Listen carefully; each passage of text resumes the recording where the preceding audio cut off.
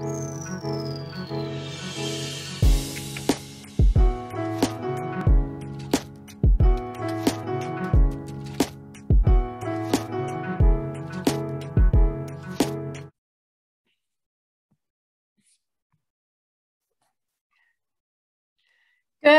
morning, happy Monday, and welcome to another episode of Coffee Talk Live. This is a show where my guests and I explore what it looks like to live a sustainably healthy life as mothers in the home, for ourselves, and in the community.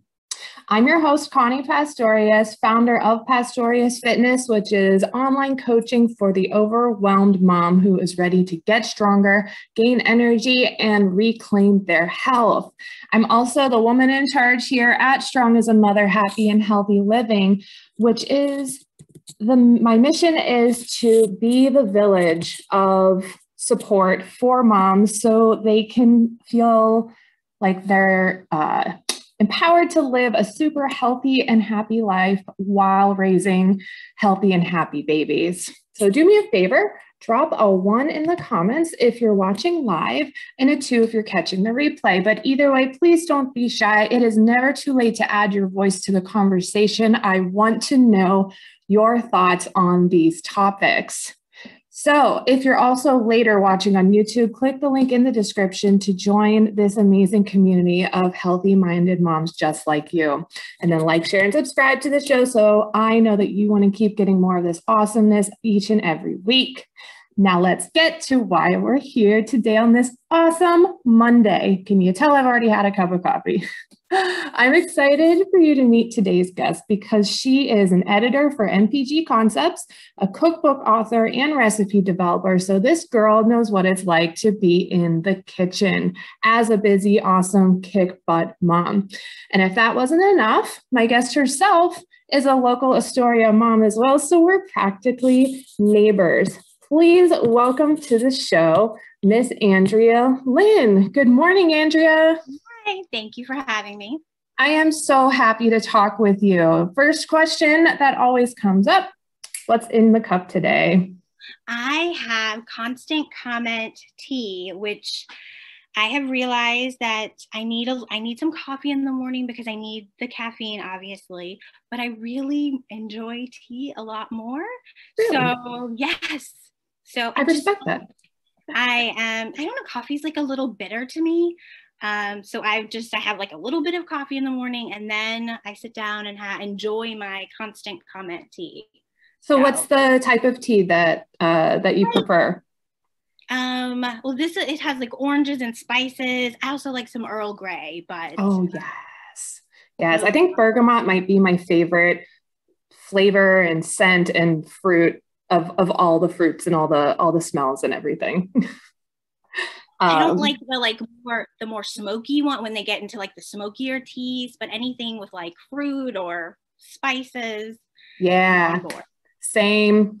Since I'm at my lake house, I don't have as much access to amazing coffee. So I went out on a limb and I'm trying all these organic fair trade coffee, and it's single origin. It's from Peru, and it's actually not that bad. I try to balance out like my super fancy, high-end, high quality beans with more affordable stuff because I can't afford it. I'm not rich, and I think balance is key, especially in the quantities that I consume sometimes. Yes, yes.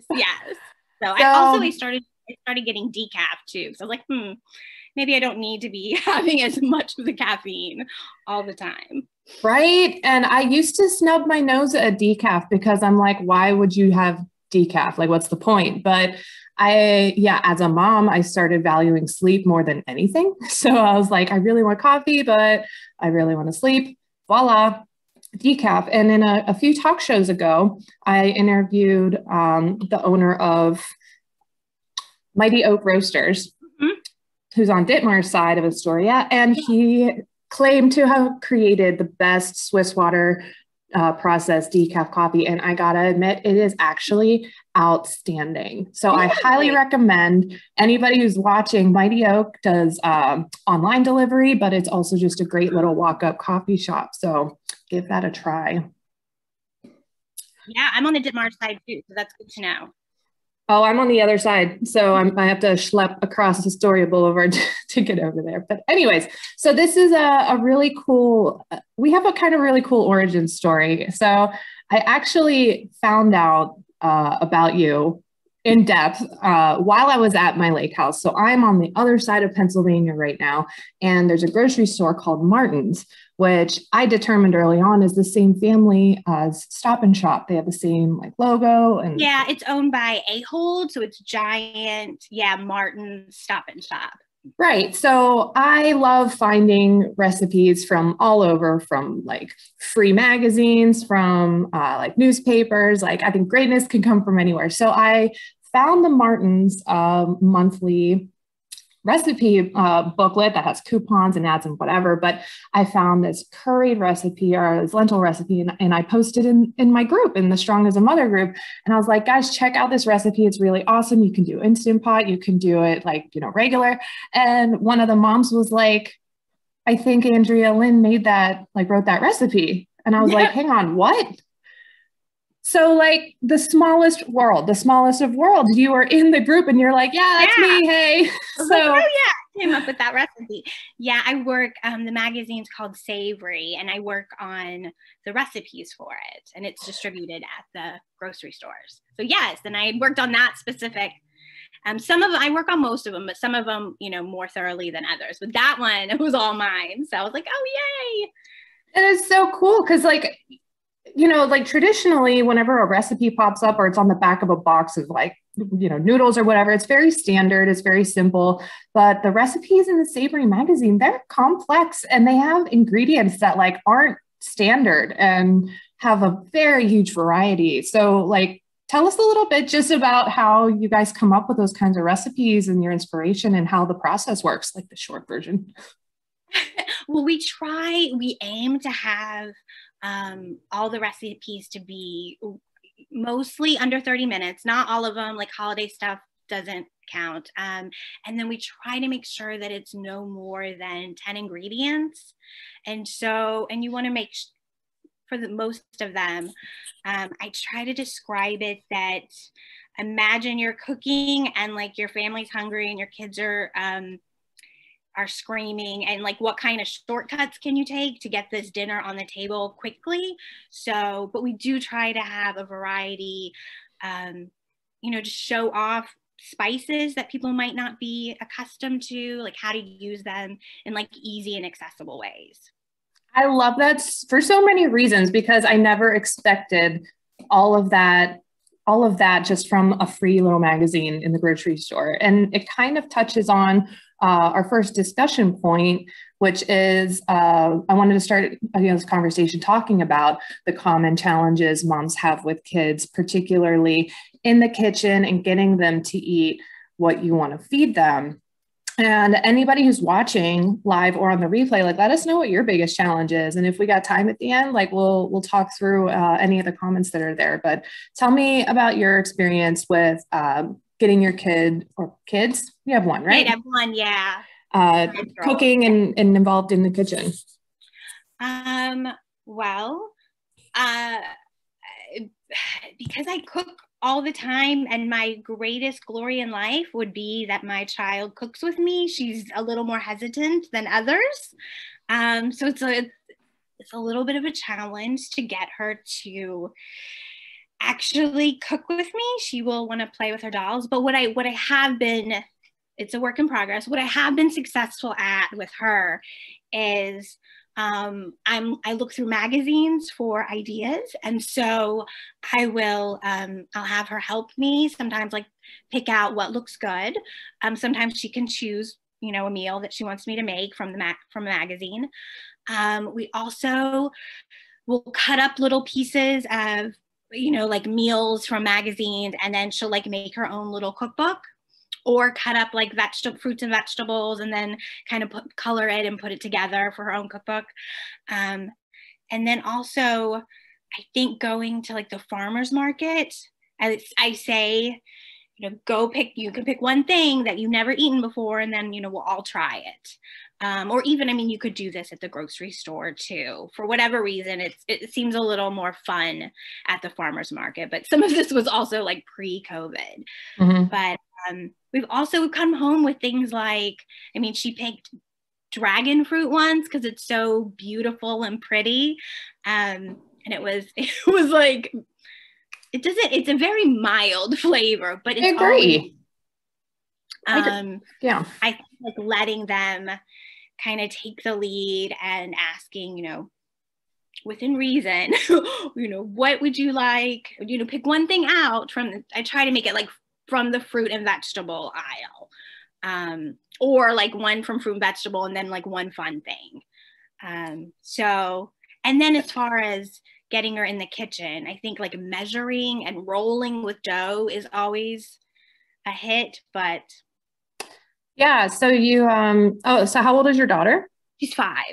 5. Okay. So those are really cool. Those are really cool ideas for, I mean, it's not just inviting her into the kitchen, but these are skills that they would learn in kindergarten, like cutting, pasting, creating a little book for themselves. I think that's a great idea. Yeah, I'll like print out a whole bunch of fruits and vegetables that you can color. I just Google, and then she'll color and we'll like cut them out and then we'll make it into like a little cookbook.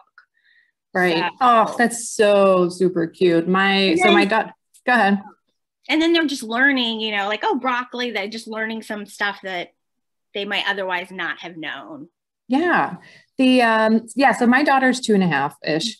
And, throughout lockdown and even before then, like I love cooking. I used to own a baking business. Like my kitchen's my happy place. And once we got a little helper stool to bring her up to the kitchen island, she just, she saw me making smoothies every single day during lockdown, and she would grab her little stuffed strawberry and play knife and just, do what mommy's doing and mimicking. And so I was doing a little bit of research for this conversation, and overall, again and again, it seemed that modeling was a bigger influence on kids' relationships with healthy foods. So whatever it is that we're doing in our approach to food was a bigger factor in whether the food was like the amount of unhealthy food in the kitchen, and whether we're eating in front of a television. Like what we do was the biggest thing for what they do. And they're not sure whether it's because they're seeking approval or because we make it look so good, but understanding that like any of these tips and things that we talk about is applicable to us as adults, because we're all carrying our beliefs and our learned behaviors from when we were growing up. So for me, I did not grow up in a very health conscious family. Like we always had enough money, we always had enough food in the house, but it was never like encouraged to snack on one thing versus the other. So I myself had to unlearn a whole lot of behaviors and thoughts around food to get to the point where I am. But now here we are, thinking critically about how we can influence our kids' relationship with food. Yeah. And I try to remember that. And like, it's okay. She doesn't want to like come and cook with me maybe as much as I have dreamed for this moment, but she sees me cooking all the time. I'm like in the background, and if I'm like doing something with the blender, she'll want to press it and she can see what's in it and things like that. So you're right. And then don't despair if your child's like me and like mine and doesn't want to help. So you were talking about, I love the you go pick something that you see at the farmer's market or at the grocery store. And that's such a fun little way to include them. So, a lot of times we have to bring our kid to the grocery store. So it from the beginning feels like a negative connotation, because obviously we'd rather be, just doing it by ourselves. But every time we're interacting with food, it's an opportunity to give them a positive feeling about it. So I absolutely love that tip. So what else is your, let's talk now about your particular approach or belief about the roles kids play versus the roles parents play in the kitchen, because this was really interesting when you brought it up when we started talking. Well, because I did a lot of recipe development, and some projects involved kids. And I feel like I knew about Ellen Satter and her division of responsibility. Like before I became a parent, I'd heard people just rave about it. And so then I started, she has a website, and I started reading more into it when I was a parent. And her motto is that as a parent, you control what you put on the plate, and then the child gets to control what they eat from it. So it's, so it's also kind of more laid back. You shouldn't, she says, like, kind of keep emotions out of it. And sometimes I struggle with that, because you've made, you spend all this time on this dinner, and then they don't eat, or especially something like, like meatballs that you think that they would love because they liked it last time, and then they don't eat it. And I'm like taking deep breaths, but she's very much, like, don't have like conflicts at the table. You need to keep it all very like light and fun, and keep the emotion out of it. And that your job is to fill up their plate with things you want them to eat, and they get to pick, so you always try to make sure there are things on there that they'll eat, and then kind of mix it up with things, that are maybe like a little surprise, or, a little more of a gamble. Yeah. Yeah. And that's, I think that's a really good kind of like North Star approach, like a singular thought of like, okay, how do I deal with this situation? What is my role right here? What is her role right here? Okay, my role is, this is the food I'm making. Her role is give her that autonomy and decision to decide what goes in her mouth. Mm-hmm. And if they're hungry, they'll eat. Mm-hmm. And if not, we try again later, but like, that's another point of conversation. But this was a really interesting thing, because there are so many methods, and there are so many articles online and parenting methods on how, to get your kid to eat the food you want, which is why this conversation's happening. But to say, this is my role here, this is the kid's role here, it's a really great starting point, I think. That way so that kind of goes into these two concepts called overt control and covert control. You've heard about this? No, I haven't, but So this is the whole, like, giving the kid the illusion of control versus controlling the child themselves. So overt control is saying you can only have one cookie. And we as adults know that if someone says you can only have one cookie, what are you going to do? You're going to think about having more cookies. It's the same way with kids. So covert control is skipping the cookie aisle altogether. It's skipping going to the ice cream shop. It's skipping going to the bakery altogether, because you're making that decision to not even bring that into their awareness, right? So you're kind of leading the path that they go down. So, for example, there's a Cold Stone Creamery on the way between my house and my kids' daycare. And if they knew what was inside that place, I would stop for ice cream, and then I'd be like, okay, you can only get one scoop. You can only pick one flavor or one thing.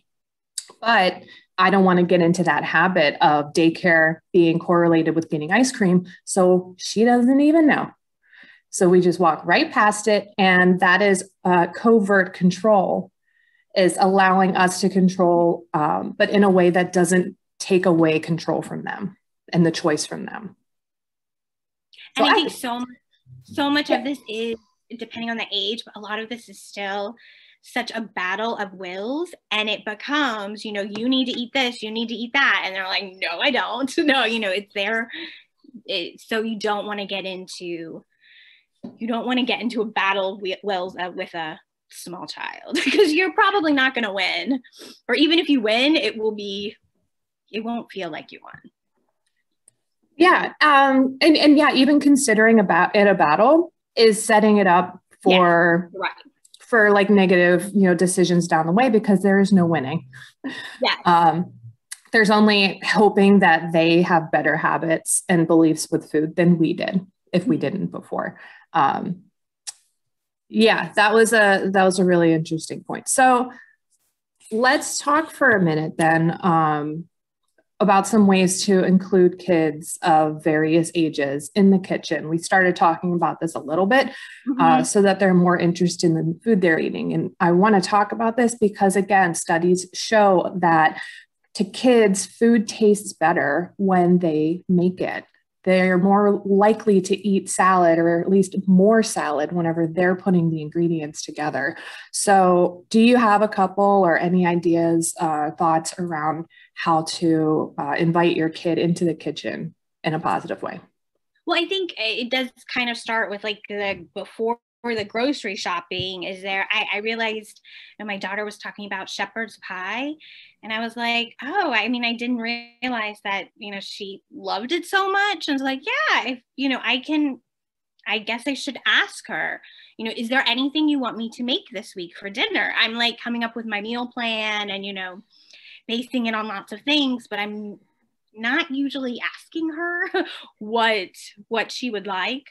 So I think having a discussion, what do you want in your lunchbox? What do you want in this? Does help, starting before you even go shopping.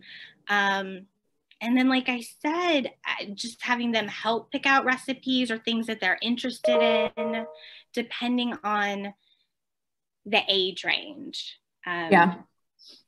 So for example, like I have like I said, my daughter's 2, toddler age. She can sort things and put them in containers. So like my daughter loves putting stuff in the blender as well. Whenever we are making those kinds of things. So anything that requires just like dumping in, mixing muffins, stuff like that. If they can peel bananas, to put in or to just eat in general, or cut up with a dull knife.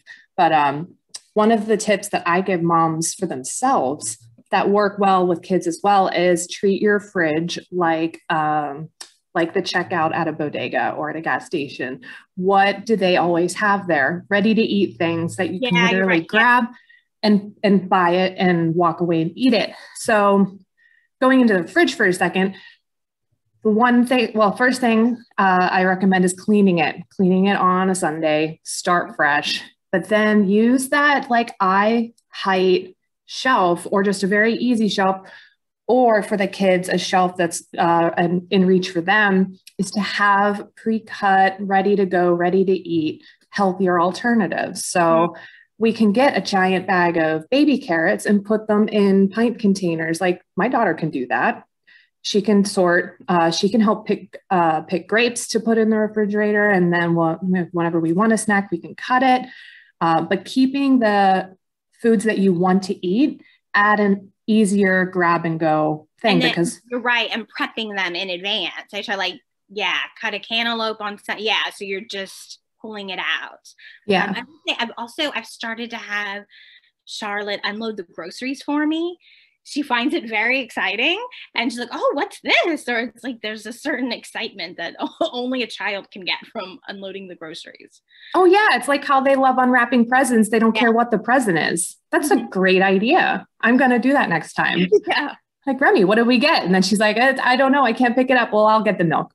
Like, I'll grab that. You should just have to just take it from the bag and put it on the counter. That's all. And then I'll put it in the fridge. But then she's like, oh, look at this. Look at that. And then they feel they're like building self-confidence because that's a task you asked them to do and they completed it and you're both happy. That's such a great, I love that idea. So a lot of the solutions to the problems with managing our kids goes back to, it all is rooted in being proactive. So taking a proactive approach. So what that means is, in what we just discussed, prepping the food. It takes a couple extra minutes. I know a lot of times we're tired after we go shopping, but those extra couple minutes to just wash the produce, get it cut, get it in containers, and shoving in the fridge, it saves you so much time and energy later. Plus, with getting to the end of the day, I found that a big problem is the second the kids are hungry, we're tired. Our decision fatigue has depleted us. We give no Fs anymore, and we just want to pacify them so that we can sit down and have a quiet meal. So to take a proactive approach to that is make sure that you're not wearing yourself out by making all these tiny little decisions throughout the day. And coming back to the proactive approach, can you make a meal plan for the week? Can you keep the refrigerator clean? Can you know that you have the storage containers you're going to need? So those little things, taking just little steps each day or each time that you do food prep, starts to build these habits that make the end of the day so much easier, so that you don't feel like you're like, whatever, watch TV, eat Cheetos, like I don't care. I'm a big meal plan person. It just makes me calmer as far as I know what we're going to be eating for the week. I don't have to stress about it. I try to prep some of it on Sunday. Yeah, big. Yeah, same too. And it's something that I work with and teach my clients to do if they're not familiar with it. It works for some people, it doesn't for others. Some people like a pen and paper pad, some people like it on computers. But figuring out what works for you and what you like to do, or at least are willing to do, and then integrating the kids and your partner and whoever's in the house into the meal planning decision. As long as it doesn't make it more stressful, can yield a lot of really good behaviors. So the other thing that I wanted to bring up was the idea of kids getting snacky before dinner time.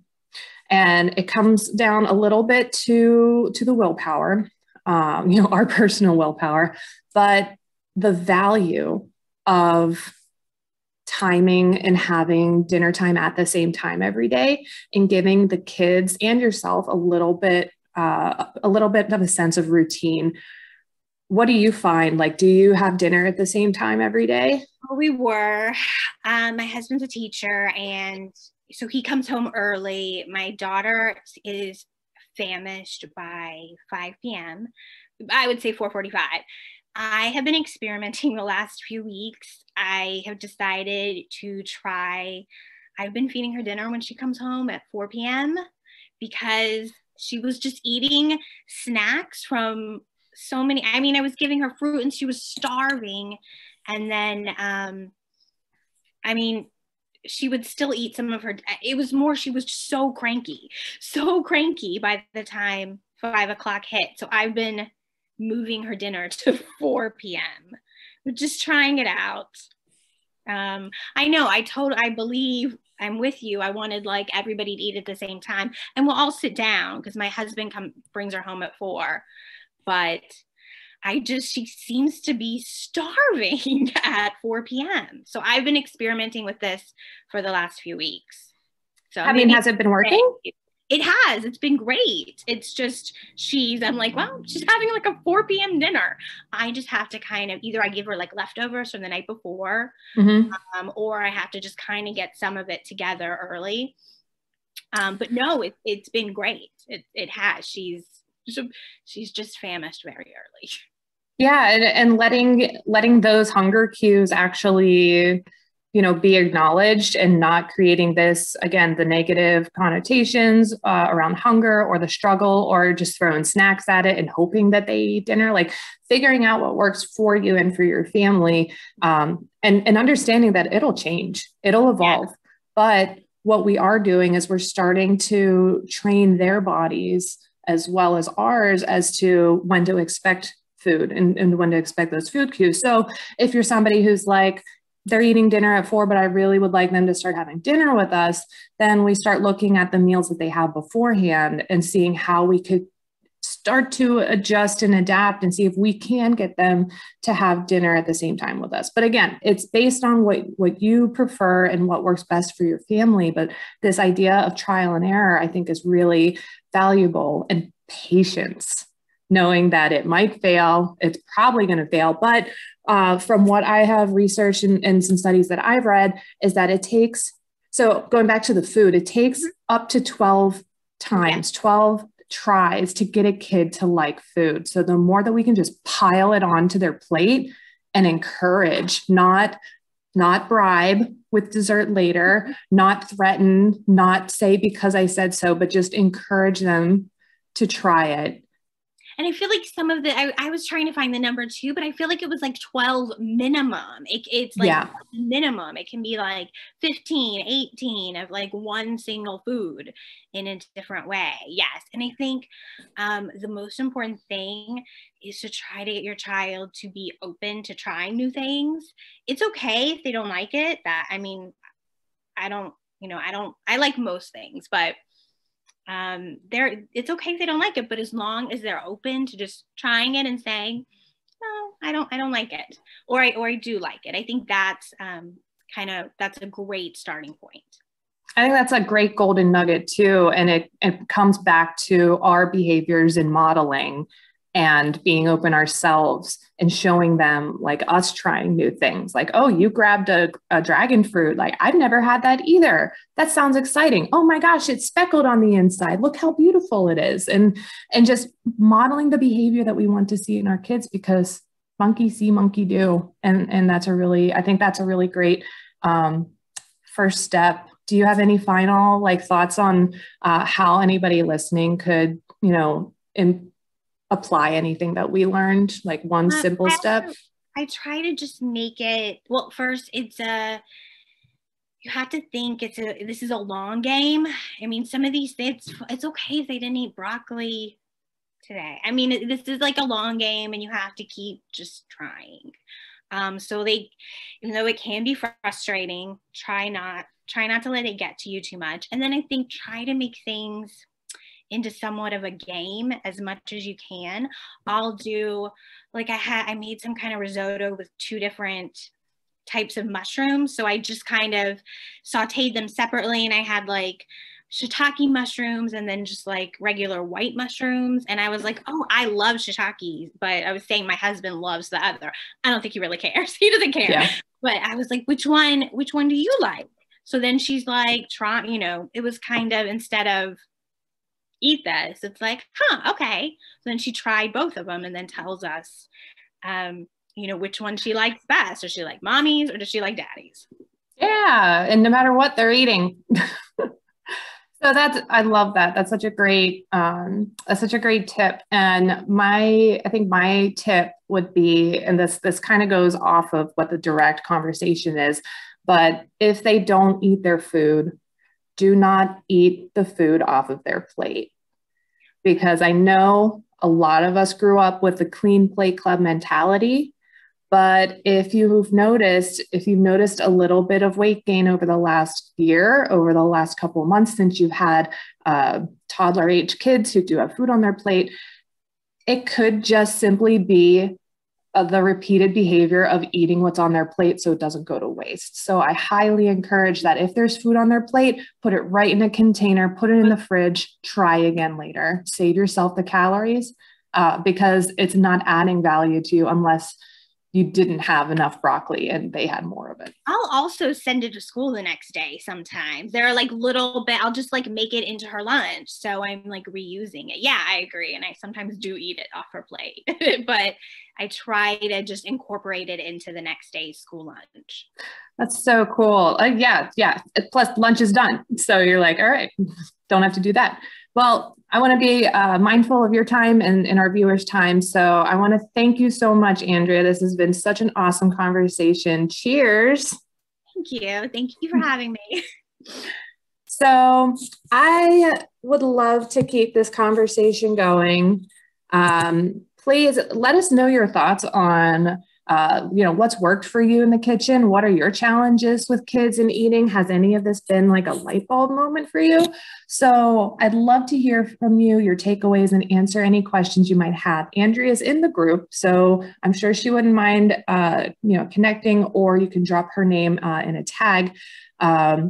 But that was our coffee talk for this morning. So please remember to like, share, subscribe to the show, invite your mom friends who want that sense of community and support for healthy lifestyle, just healthy, happy, chill, content. I can't wait to talk to you more. I can't wait to meet your mom friends. So until next week, stay strong, stay caffeinated, and I'll see you in the group. Have a great day, everyone.